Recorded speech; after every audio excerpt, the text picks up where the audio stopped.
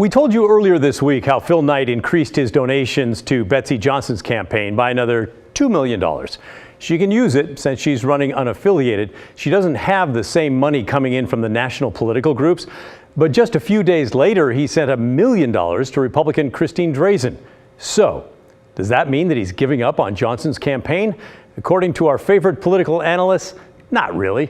They say he really does not want Tina Kotek to win, though, and he'll fund just about anyone that he thinks can beat her next month.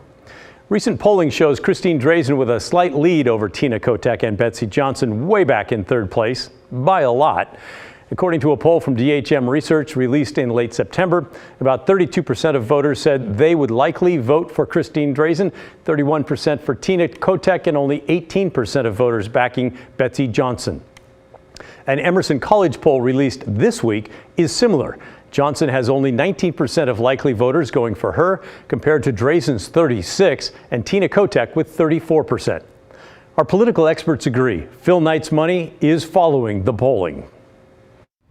Well, what it says is that the people who have got lots of money to spend are looking for signs as to who the winner is going to be. They certainly don't want to look stupid and back a loser or back someone that at the poll right now, if you just watch the particular a poll by Emerson College, it looks like Drazan and Kotek are the horses that are at the front of the pack and that Betsy Johnson is back significantly. Some people who look at these races say it's just begun and she's got a lot of time. She can make this up. But she doesn't have a natural constituency.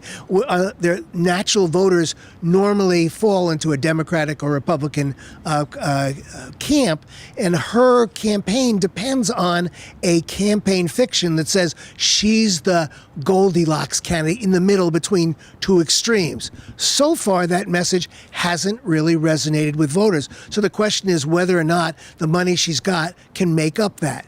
Phil Knight, although I don't know how to read his mind on these things because $1 million to him is probably different than $1 million to other people. But he's saying, wait a minute, I want anybody but Tina Kotek.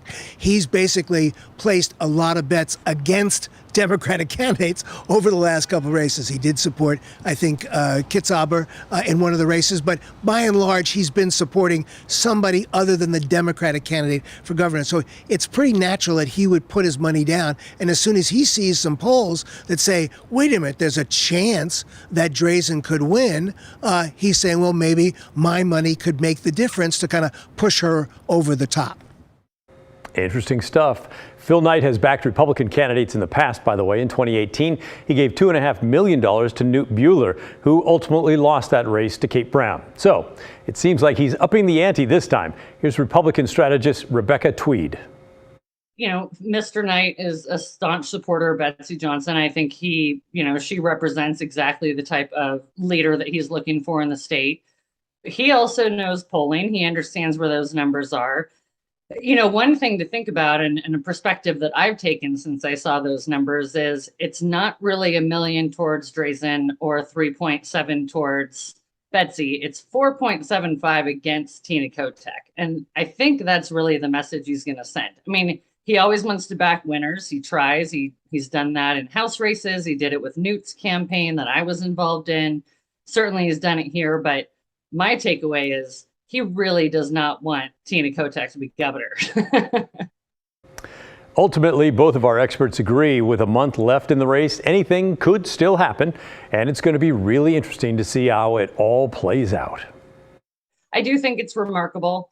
I just think it's great that we have not a Republican, but that we have really strong women running and that it's this competitive. That's exactly what politics should be, right? Nobody likes a blowout. Nobody likes something to seem like you've got one credible candidate and one that's not.